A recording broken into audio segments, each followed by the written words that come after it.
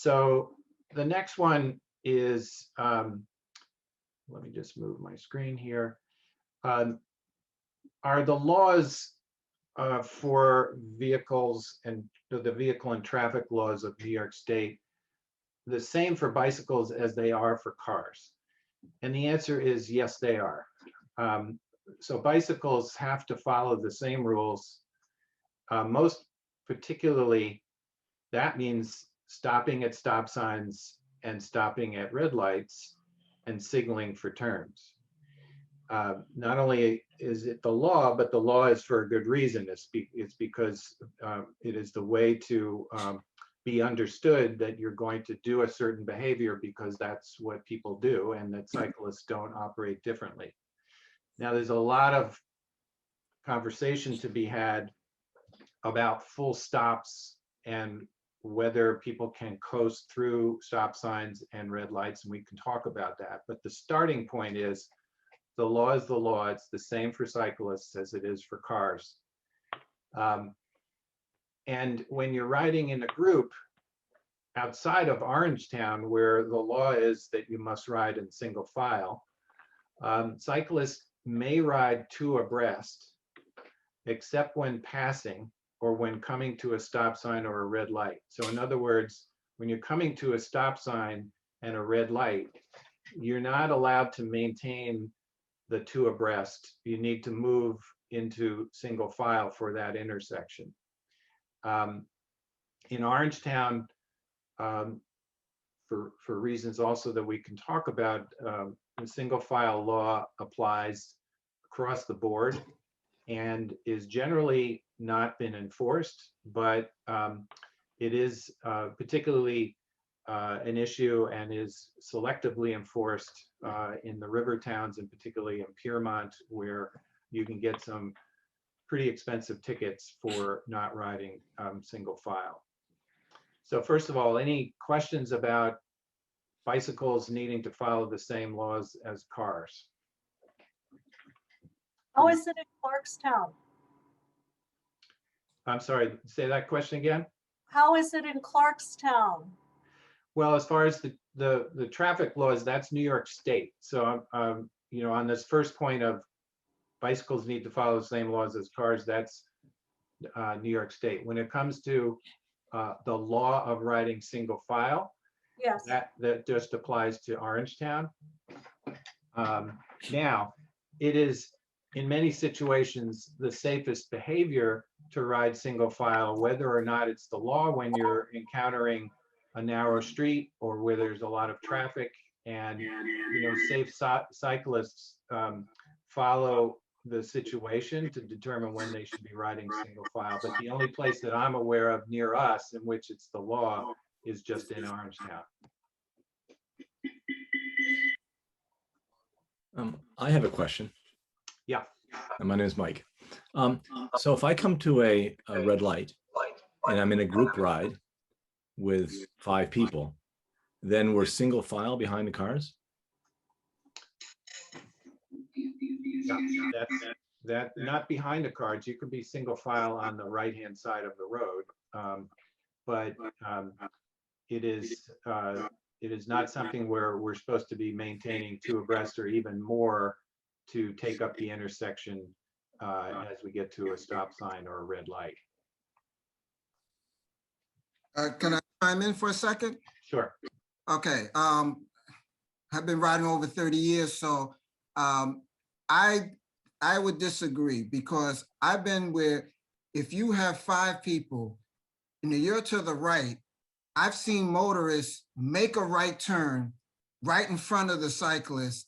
But if you're in the middle and they see everybody getting on their, locking in their pedals, they tend to wait till that last person goes before they make the turn. But if you're on the far right, you're basically allowing them to speed around you. And that's when all of a sudden, you know, you don't even have an option straight. You got to turn right so you don't get hit by the car who just raced around you.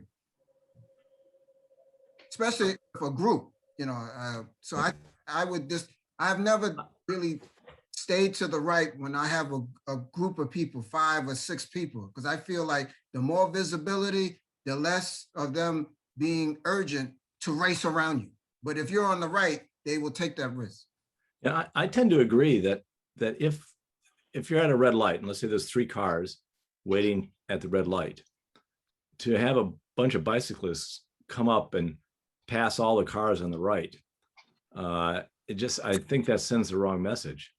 I like the idea of trying to obey the rules the same way as a car. So if I come up with a stoplight and there's 3 cars ahead of me, I stop behind the last car and I wait for the light to turn green. And if there's a group ride with 5 people, we all stay behind that last car, just like Don said. And I think that sends the right message to the cars. And I thought that was what we're supposed to be doing. Creeping up on the right of a line of parked cars at a stoplight, I don't think is appreciated by drivers. Yeah, I think just to clarify, you're staying on the right-hand side, but you're not advancing to go next to the cars who are in front of you. And I know what we're saying on groups that stop and kind of own the lane, and that does work. And again, there's the difference here between the behavior that seems to work right versus what the law is actually saying. And part of this is us doing the right kind of lobbying to influence the law to be realistic to the situations in different places. The one thing I would add to this is I would say that my decision about whether or not I want to sit behind a line of cars spewing exhausted me, or whether I decide to advance on the right side might have to do with if I'm riding alone or 2 people or a whole group.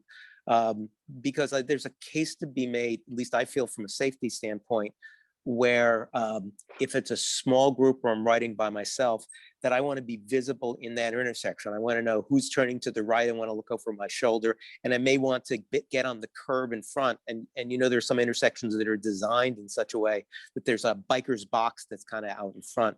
So I understand what this is all about, and there are definitely some things that you want to do as a group, because as a group leader, you're supposed to think through and worry about the safety of everyone. But I can also think of some instances, at least individually, where I'm going to make sure that I'm in a place where I can get through that, because all the accidents in life happen in intersections, and that's a tricky place that we need to be careful of.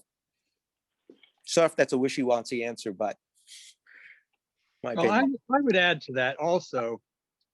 Our LCI instructor, when we had her 2 years ago, said the right thing to do is to stop behind the last car at a red light, which that's what I think is the safest thing because the reasons people have already said. But you shouldn't be so far to the right that the cars behind you are going to go past. You should be in a position where,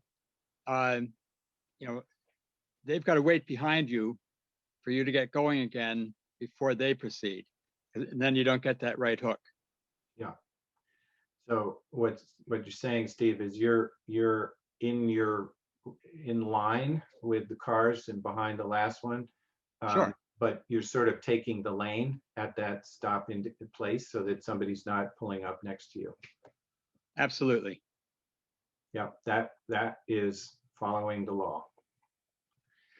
I want to come back to this realistic issue of full stops at stop signs and stoplights. And this is again what is going on in terms of practical behavior versus the law. The law is clear. You're supposed to come to a full stop at a red light and a full stop at a stop sign. Stop signs are fairly easy to kind of see what's coming in both directions as you approach them. So I think for most of us, we're kind of being careful, but coasting slowly through a clear intersection at a stop sign. And I think that is okay to be safe if you have a very good view of what's coming, but we do need to recognize that's actually against the law. In South Nyack in particular, they are laying in wait for you to go through some stop signs and do what I just described. And last I checked, it's a $400 ticket. So you just need to be careful. Stop lights is another story. And again, it's against the law to go through a red light.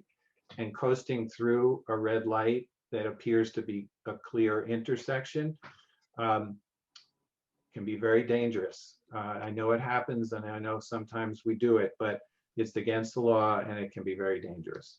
Can I add something? Yeah. First of all, I want to introduce myself. I'm a now proud new sponsor of the club. And I live in Brooklyn, but I just came back from Nyack where I have a new law office. And I represent people who get hurt in motor vehicle accidents. And one other thing that's very crucial to know, I think, in reference to what you just said about the stopping at stop signs and red lights, God forbid that you don't do that and you do end up in an accident, that violation is per se negligence against you in a court of law. And that's a pretty strong hurdle to jump over if you're in an accident. And needless to say, having represented people for 37 years in these kinds of accidents, you don't win with a bicycle versus any kind of motor vehicle. I always say to my wife, assume stupidity on the part of the other person and just act accordingly. You know, but it's something you should keep in mind also, just in terms of what could happen, even if you think it's clear.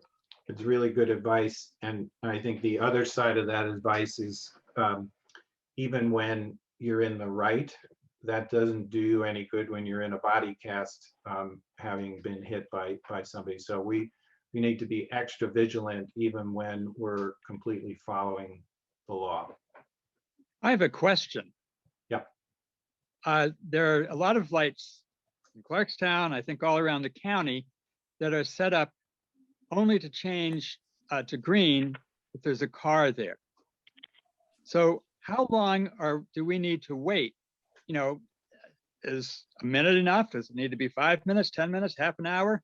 You know, at some point, you got to go through that red light or you're going to sit there all day unless a car comes to trigger it. So does anyone know what the law is on that?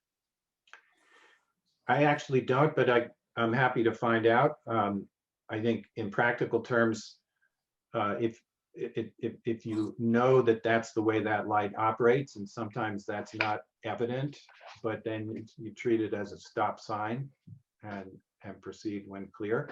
But I don't know exactly what the law is about that. We can find out.